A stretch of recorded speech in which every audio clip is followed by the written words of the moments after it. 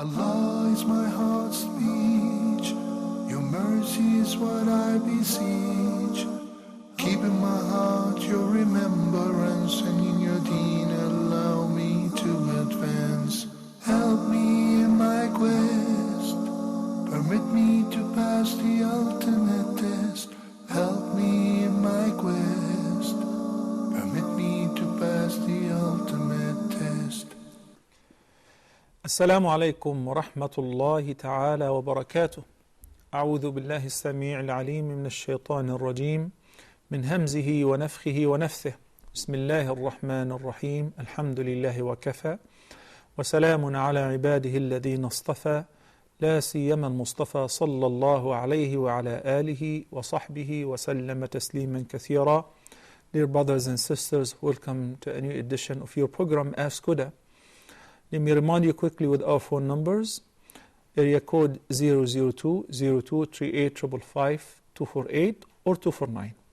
And the email address is ask@huda.tv, as well as our Facebook account, which should appear on the screen. And I also get the questions on Facebook, and I try to reply to them whether in the program or on our Facebook account. Insha'Allah Azza Jal. Barakallahu fikum wa jazakumullahu khairan kathiran. We have a few pending questions from the previous episode. Adam from Australia said he noticed that there are rows of people praying in Mecca and Medina, and they're not attached, they're not connected, simply because of the vast area, especially during times where they're not considered peak time. If it is not Ramadan or Hajj, some days the haram is not full. So by the time people come to attend the prayer, they walk for several hundred meters in order to enter inside the masjid and get as close as possible to the imam. The sunnah, as the Prophet ﷺ ordered, to line up like the angels do line up, to be organized. And number two, not to leave gaps within the same row or the same line. Furthermore, if somebody finds a gap or a spot in front of him, he should move forward in order to fill in. The Prophet ﷺ said, "Man wasala saffan wasalahu Allah." If you see a saf or a row that is not connected and you fill in order to connect it, Allah will reward you for that and connect you to Him. As-salah is the most important ibadah. And one of my friends, who is now a da'iyah, I met him in North Carolina. He was a former Marine, U.S. Marine. When he entered the Islamic Center in North Carolina, he just entered for the purpose of seeing what do Muslims do in their headquarters. This is how he thought. And he was so scared, and his family were very worried as he was going there. And he observed a lot of things, beginning with warm welcomes. And whenever it was a prayer time and he heard the iqamah, everybody lined up automatically, and he said, "Trust me, what impressed me most, the way that they were so organized without a commander or an officer to line them up. They just lined up." And if this is amazing, that it really impressed them. And the second visit he came, he accepted Islam and his entire family. Then he resigned and he dedicated his life to learn Islam, and now he's an Islamic teacher, Islamic studies teacher. If this is amazing, what's really most amazing is the scene of the pilgrims and those who are performing Umrah, hundreds of thousands, whether in the prophetic masjid or in Al-Haram in Mecca. Once the muaddin calls the iqamah, they line up in less than a minute without having to have somebody to organize them or discipline them. This is the proper way of offering the prayer. So we have to line up and fill in the gaps, and do not leave several rows between us and those who are in front of us. We have to move forward until we fill in the row. Once some of the companions of the Prophet ﷺ entered the masjid, and he thought he would miss the rak'ah because the Prophet ﷺ was in ruku'. So he bowed down and he kept walking towards the line. He did not pray all the way towards the rear of the masjid. He walked. The Prophet ﷺ knew about that, so he said, زادك الله حرصا ولا تعد. And in one narration, ولا تعد. May Allah reward you for your keenness and increase your keenness towards offering the prayer in jama'ah and attend from the beginning, but don't do that again. In another hadith which is collected by Imam al-Bukhari, when the Prophet ﷺ heard جَلَبَةَ رِجَالٍ, he heard some noise as he was praying. After the salah, he inquired about it, and they said, Ya Rasulullah, we came late and we wanted to catch the prayer. He said, if you come to the prayer, if you come to the masjid, come while walking and do not rush, do not hurry. وَعَلَيْكُمُ السَّكِينَةِ, with tranquility. فَمَا أَدْرَكْتُمْ فَصَلُّوا وَمَا فَاتَكُمْ فَأَتِمُّوا. Not because you want to catch the prayer, you just pray anywhere or outside the masjid. It happens a lot in the haram. And this is really a great mistake. People leave the haram empty and they pray outside or close to their hotel entrance. They think this is valid. No, that is not valid. If we say you cannot pray in your hotel room behind the imam, then similarly, if there is a room and if there is a space, you have to fill in first. You cannot just leave several hundred meters because you think it is more convenient for you to pray outside the masjid or close to your hotel door. Assalamu alaikum wa rahmatullahi wa barakatuh. We have Sister Zara from Malaysia. Yes. Assalamu alaikum and welcome to Ask Huda. Alaikum salam wa rahmatullahi wa barakatuh, sir. How are you? I'm fine, alhamdulillah. Thank you for asking.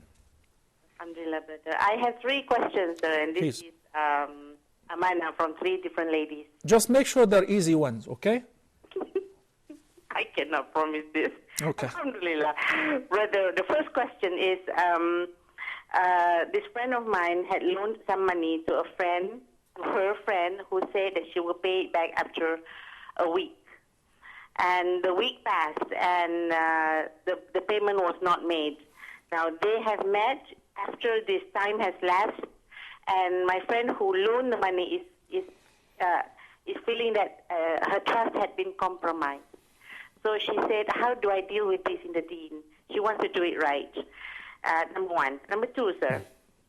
There is a lady on the way to Umrah, and she got sick at the airport transit in Dubai and hospitalized in Dubai. She is like, sometimes she is conscious. She's like conscious of herself. Conscious meaning normal. She's not mad. You know what I mean? But sometimes she's not. She tried to pull all the IV out of herself. She screamed. She tried to run out of the ward. Now, the other Malaysians who visited her are worried that they ask her to pray, but they feel like she's possessed sometimes and sometimes not. Could it be jinn? Could it be not? They're not sure. The question, sir, must she pray? This is the question. Let me just ask you a specific question. Now we are talking about a physical ailment. She's hospitalized, she got sick physically, right? Yes. Did you also mention that she might be possessed? What Yes. does this have to do with being sick or in the hospital and offering the prayer? And how did you guys figure out that she's possessed or may be possessed? Because of the ruqyah, when the ruqyah was said to her, reaction that they got from her. That was one of the main reasons why they suspect it is. And a person who is professional in this regard who determined that she's possessed? No, sir. This is just one of the ustada, one of the lady scholars in Dubai. Okay. So that's question number 2. Question number 3 is regarding schooling, Islamic school for the children, also from a sister in Dubai, alhamdulillah. The only school that has good Islamic and Arabic teaching are basically majority Arabs, and she's a non-Arab. She's a foreigner in Dubai, and she wants to send her kids to a good Islamic school. But because it's majority Arabs and big names, if you know what I mean, there are a lot of disciplinary issues and a lot of, I think you know what I mean, sir. So she's trying to find a compromise here. If you can answer, please, sir. Jazakallah khairan. Salam to you, brother. Wa jazakum. Thank you so much. Brother Ali from Nigeria, assalamu alaikum. Wa alaikum assalam, ya Sheikh. Good evening. Good evening to you, Ali. How are you? Yes, Alhamdulillah, fine. May Allah subhanahu wa ta'ala reward you for what you are doing in the Ameen. Huda group. Ameen. Thank you so May much, He Sheikh. assemble us all in the under the shade of Al-Arsh on the day of judgment. Ameen. Sheikh, I have two questions. I have been wanting to ask these questions since last week. Mm-hmm. The first one is my account at the bank has accrued some interest.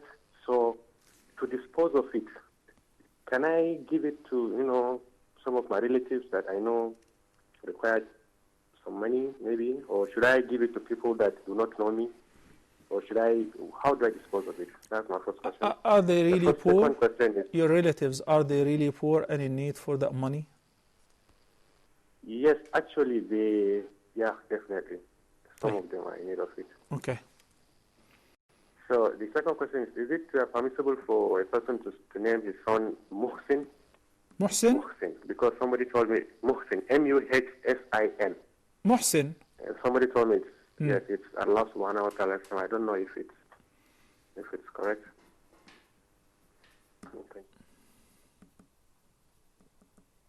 Okay. Jazakallah khairan, Ali. Thank you so much. Rufa from Indonesia. Assalamu alaikum. Assalamu alaikum, Sheikh. Wa alaikum assalam wa rahmatullahi wa barakatuh. We got Malaysia and Indonesia. MashaAllah. Yes, Sheikh, I have a question that it is for my younger brother. At the moment, he is facing a very big problem that he's the only child. He is a son. He's being raped by some group of homosexuals, and he was also threatened going to kill him. So now his son is becoming amnesia. It just happened a week ago, and it is happened in Bali Island. His son has become what? He's become forget everything. His son cannot remember even his name. How old is his son? 15 years old. 16 years old. 15. 15, okay. Yes. So, is there anything, some recitation or dua for my younger brother?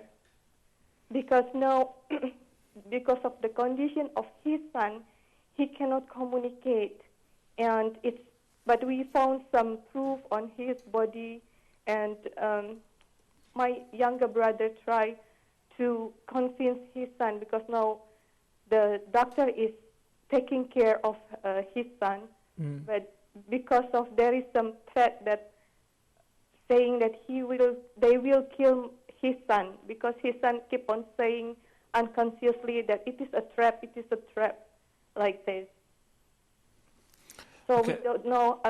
We are just asking Allah to help us, but is there... May Allah guide him and may Allah give him shifa. We'll see inshallah what we can do with that. Barakallah fikum. Thank you, Rufa from Indonesia. Salma from Nigeria. Yes, Assalamu alaikum, Sheikh. Assalamu alaikum, Sister Salma. Wa alaikum assalam, Sheikh. The last time I called, I asked about the issue of someone who committed shirk.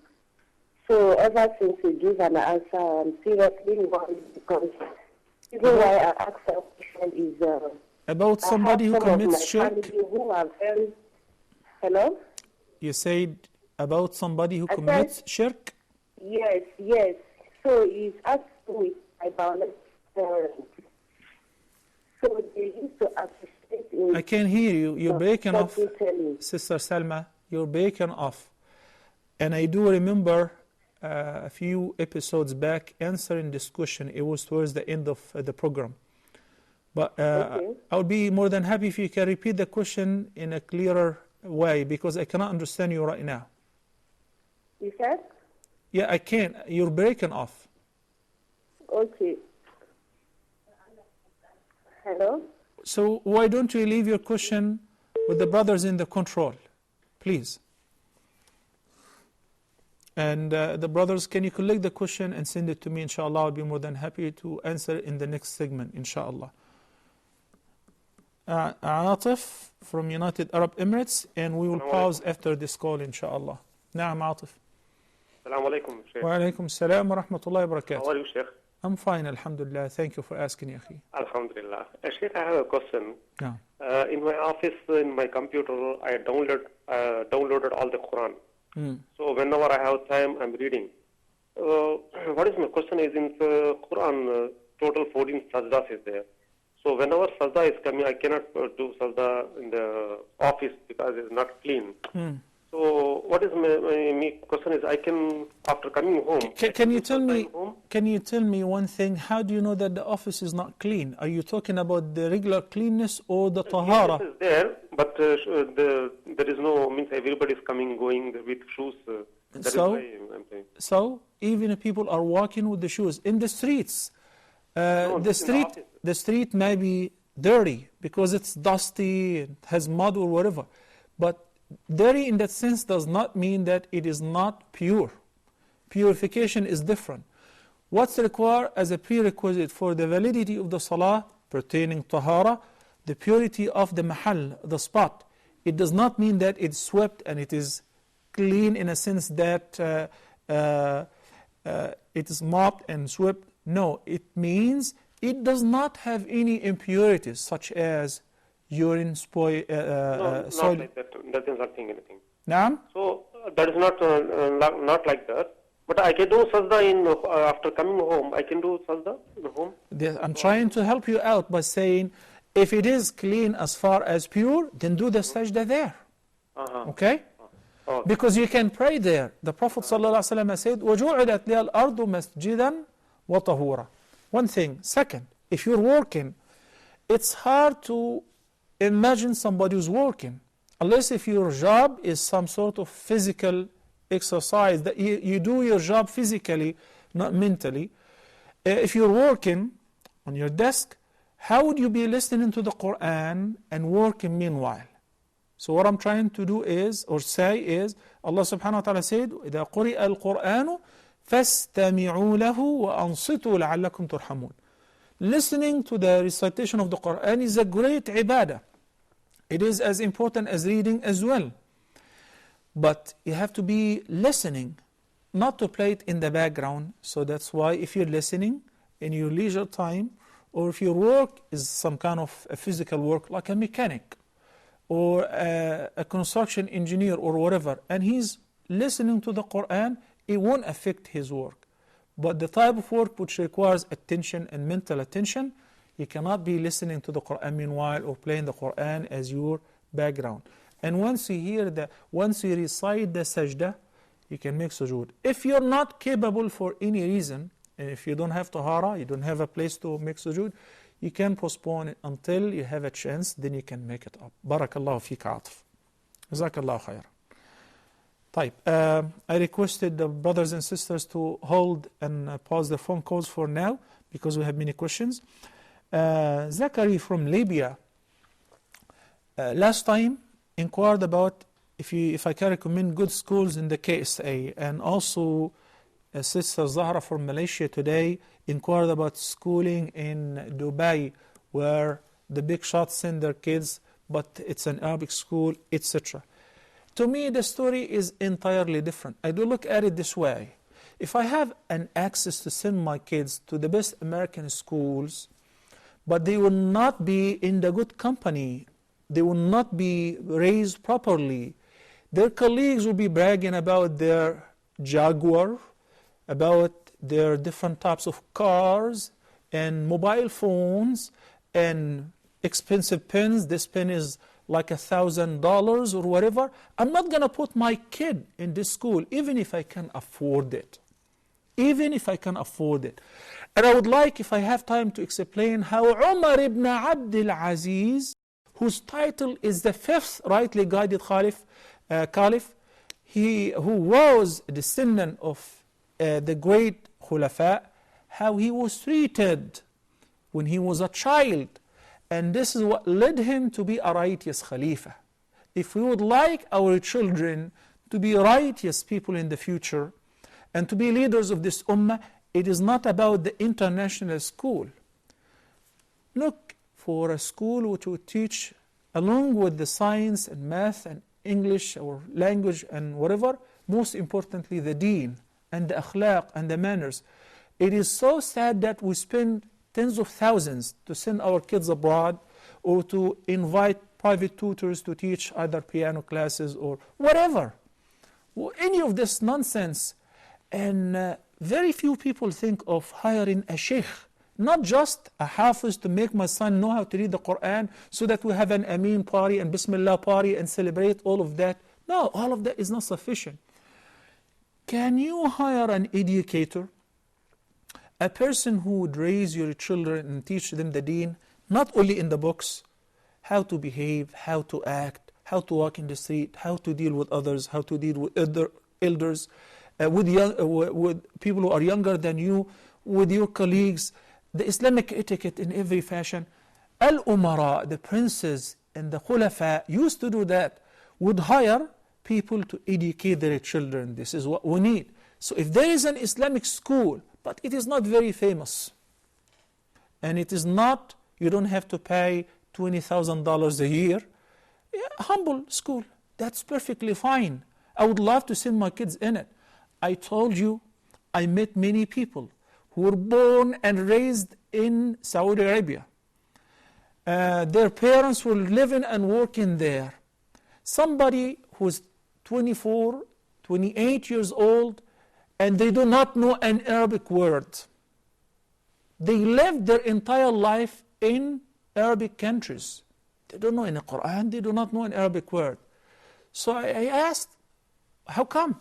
He said, because I have been always in English schools. Have been always in English schools. This is wrong. And similarly, sending my kids because I can afford it to the school where they have big shots and so on, that too is wrong. If my goal is to go to Al-Jannah and save my children and go to Al-Jannah, then I should choose the place and the environment which would teach my children how to be good Muslims, moderate people, not brag about their positions versus others. And may Allah subhanahu wa ta'ala guide us to what's best. So I cannot name a school. You look for a school that fits this criterion, because this is where you will be saved and your children will be saved. Some people make wudu by wiping over the socks. This is Ayyub from Kuwait last time asked. Yes, wiping over the socks is valid if you have wudu before you put them on. And the socks should cover the ankles. Today I was praying Maghrib and I saw somebody wearing those low-cut socks. They barely cover the feet. It's a fashion. So you cannot wipe over those socks because they do not cover the ankles. Similarly, shoes. You cannot only wipe on the shoes which do not cover the ankles, the two bones on the side of the leg. Excuse me. So the Prophet ﷺ in several ahadith, one is narrated by Ali ibn Abi Talib and one is narrated by Al-Mughira ibn Shu'bah and others, that the Prophet ﷺ would wipe over his socks if he had wudu before putting them on.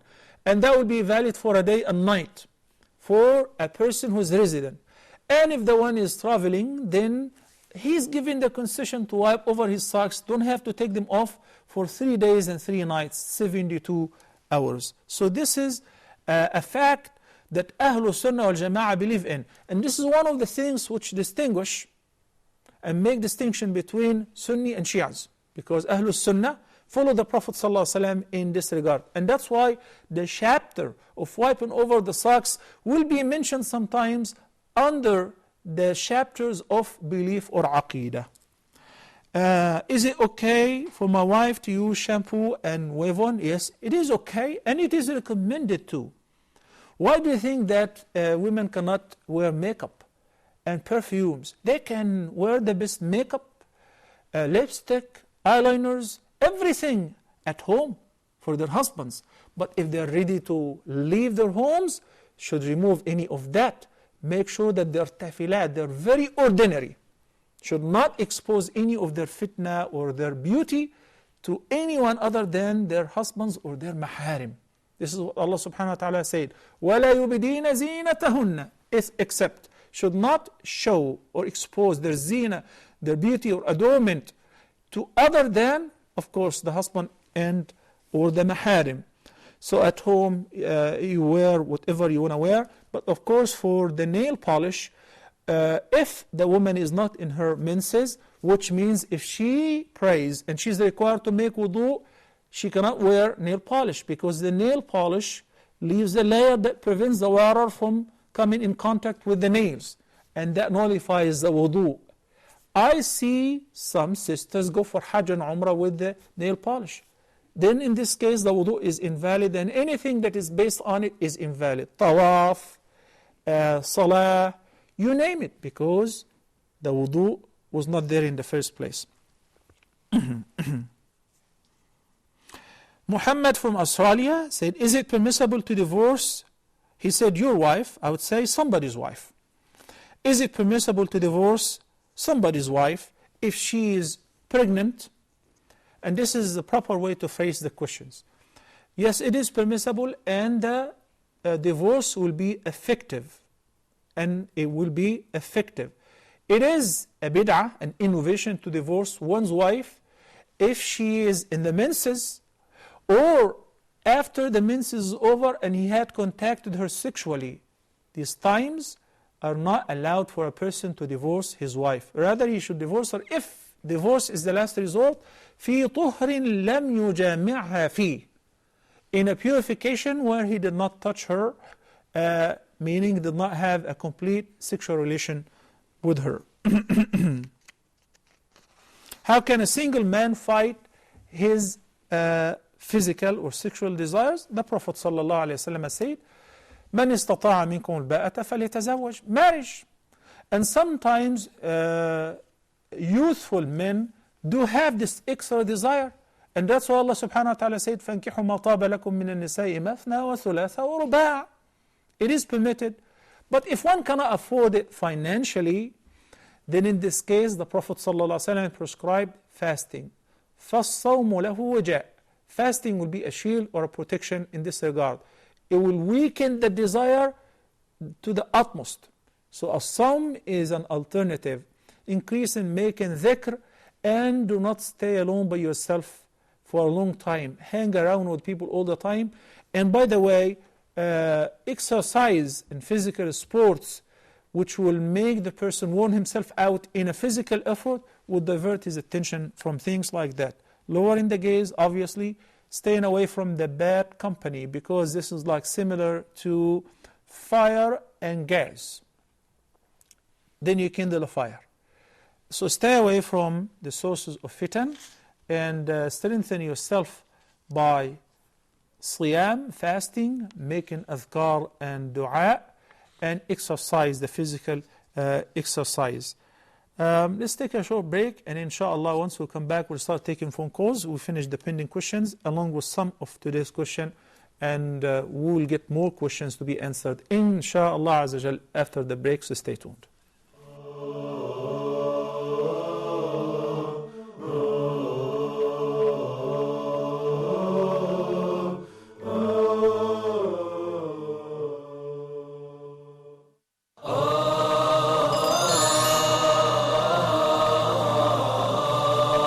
Allah subhanahu wa ta'ala choose whom He wills subhanahu wa ta'ala for His mercy, for His messengership, for the revelation to be revealed.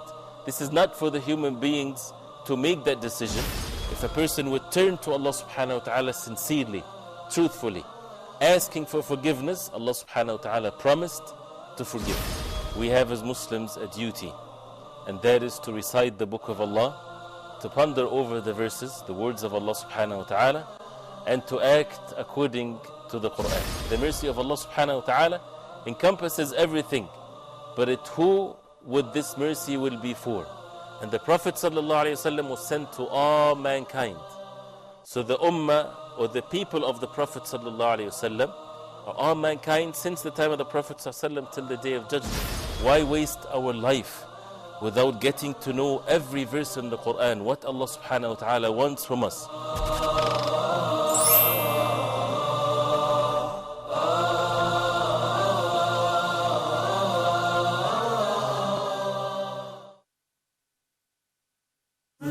The Messenger of Allah, peace be upon him, narrated that When Allah, glory be to Him, wishes good for someone, He bestows upon him understanding of the religion, and that Allah makes the path to paradise easy for those who seek knowledge.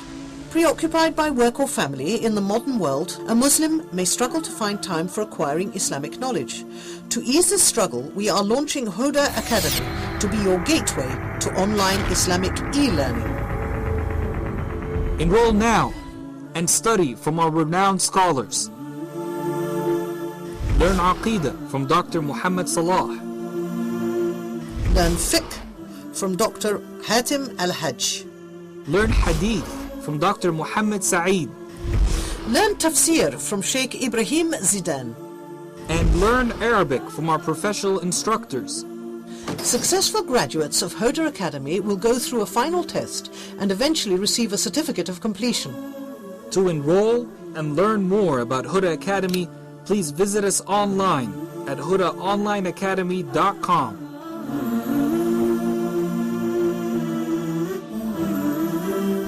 Huda Academy, your gateway to authentic Islamic knowledge.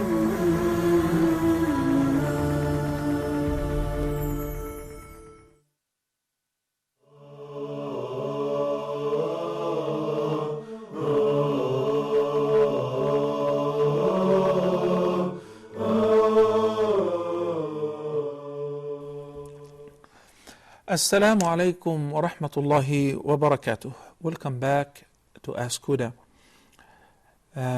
Sister Zahra from Malaysia, her first question was pertaining a woman who gave a loan to her friend who promised that she will pay back in 1 week period of time. Then she fails to meet her promise. So she feels shy to remind her with the payment. There are several things relating to this subject. Number one, pertaining feeling shy to ask, and whether this is good or bad, praiseworthy or dispraised. Once the Nabi sallallahu alaihi wasallam heard one of his companions was advising another person concerning a loan that he gave to somebody and he was shy to ask for it. He was past due. He was telling him that you should not feel shy. Just talk to him. So the Prophet sallallahu alaihi wasallam addressed them by saying, دَعْهُ فَإِنَّ الْحَيَاءَ مِنَ الْإِيمَانِ. Leave him alone. Shyness is one of the branches of Iman. So the sister who feels shy to ask for the money, this is a sign of Iman. This is not a dispraised attitude. No. In our worldly life, which has become very materialistic, people would normally think the opposite. No, I did you a favor. You have to fulfill your promise. You have to meet what you conditioned. You have to give the money back. I want to also mention that when you give somebody a loan, the reward for giving him a loan is greater or double the reward of giving him the same amount in a charity. How come? Because when you give in a charity, this is an extra amount that you don't want it. Whether it is zakah or voluntary charity, so you're not expecting the money to come back. But when you give somebody a loan, you're taking the risk that your money may not come back. You give him in order to give him a relief, to give him an ease out of the hardship, the financial adversity that he's experiencing. So perhaps you yourself need the money. You're doing this in order to remove the calamity or the burden of somebody else. And the Prophet ﷺ says in the hadith, من فرج عن أخيه كربة من كرب الدنيا فرج الله عنه كربة من كرب الآخرة or يوم القيامة. Whoever delivers his brother out of a hardship or adversity in this dunya, Allah subhanahu wa ta'ala will pay him back by delivering him out of hardship of al-akhirah, of the hereafter.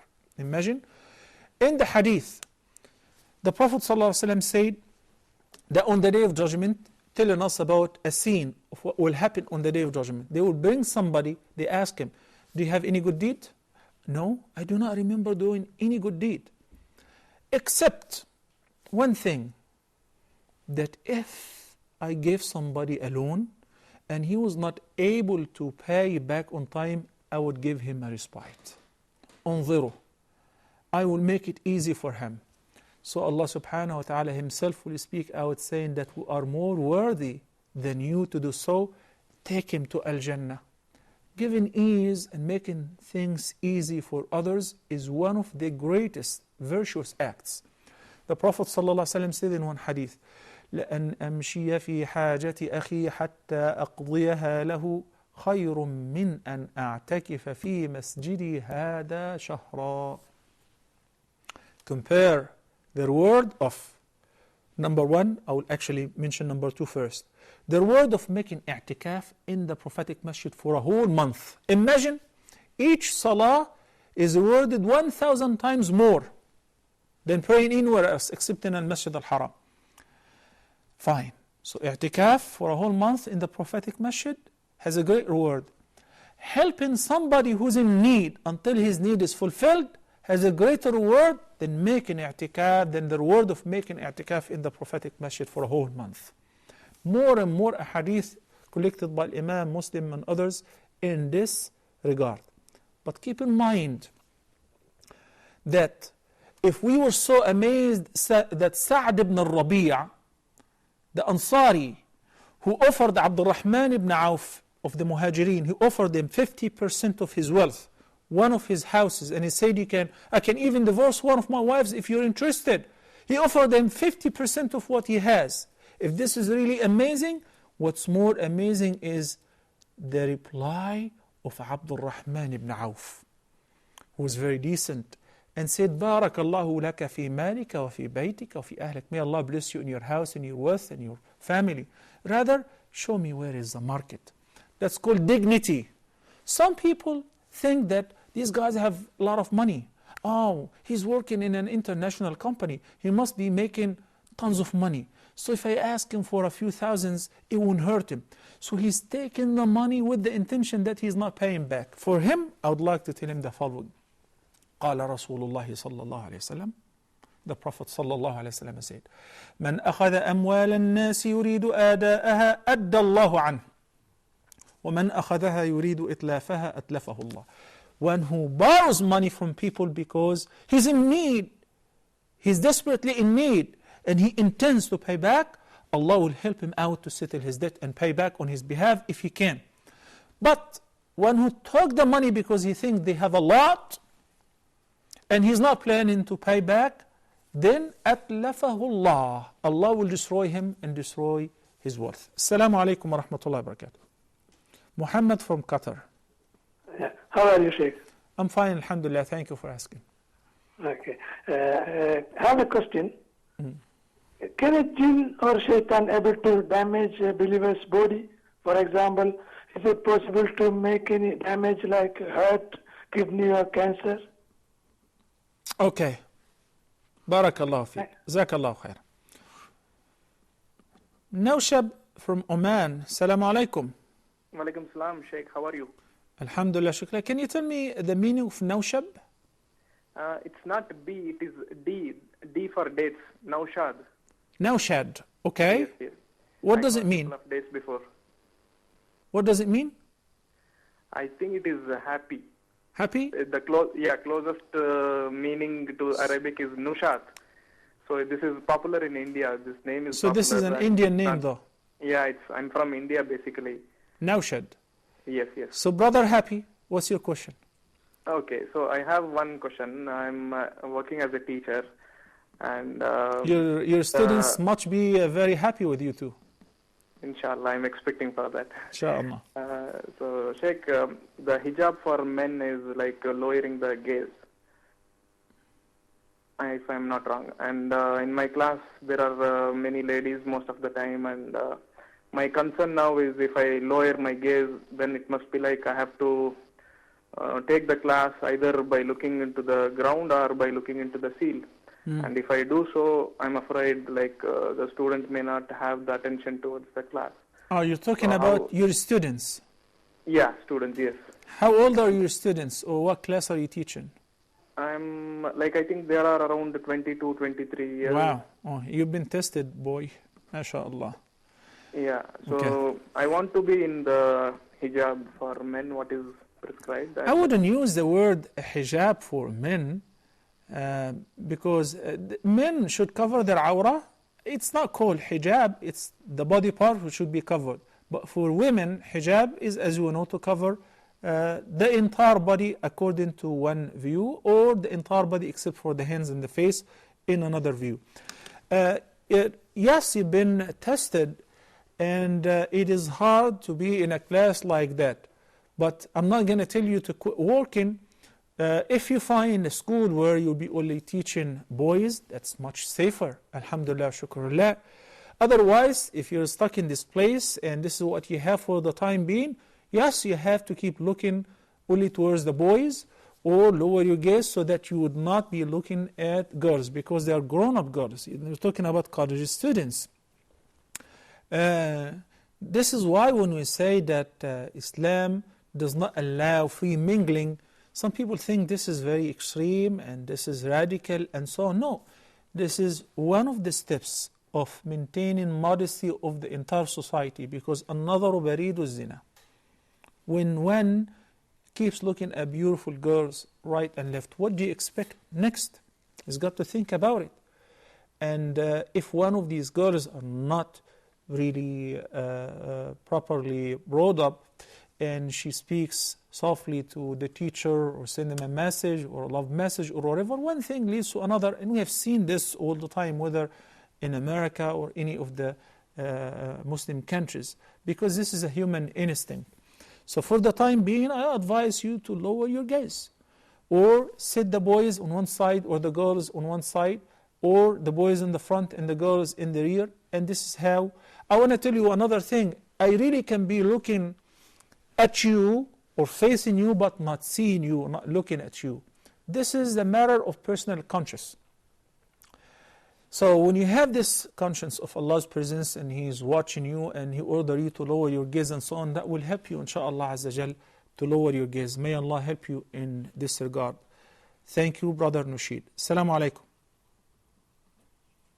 Abdullah from Algeria. Assalamu alaikum, Sheikh. Wa alaikum assalam wa rahmatullahi wa barakatuh. Inshallah, Sheikh, I want to ask two questions. Please. Yeah, my first question is, sometimes I'm making some sujood. No. Shukurullah. Yeah. Yeah, is it possible or not? And the second question is, my Salat al-Shafr Wutri, I'm leaving it to the last of the night because I'm always working the night, last of the night to make some nafla. After nafla, I make Salat al-Wutri. Masna. Yeah. What about Salat al-Shaf'i wal-Witr? Yeah. I'm leaving it to the last of the night. After the nafla prayers in the night, then I make it. So what is the question then? Yeah, because on Monday I hear you that you are talking that you're supposed to make the Shafir Witr before going to sleeping. You heard that where exactly? Monday. One day? Yeah. Okay. That's not said at all. Rather, Salatul Shaf'i wal Witr is prescribed to be the last prayer of the night. You can postpone it until before Fajr, if you're planning to get up and pray and if you're capable to do so. But for those who can barely pray Isha and pray at night, then go to sleep because they have to get up early morning and that is their routine, it is advised for them to pray Shafa and Witr before they go to sleep, lest they may skip it. Okay? As far as sujood al-shukr, it is prescribed to make one sajda of shukr or gratitude when you hear the good news or Allah words of something evil that was about to befall you. And the Prophet ﷺ have prescribed that.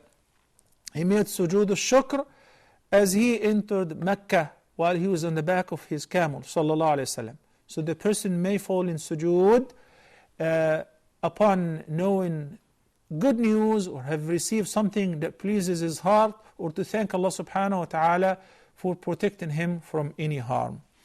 Muhammad from Qatar about a shaitan. Can the shaitan possess a human being? Also with the second question of Sister Zahra from Malaysia, that the sister was traveling for Umrah, then she was retained in a hospital, she's sick, and some sisters recited ruqya upon her and they predicted that she's been possessed.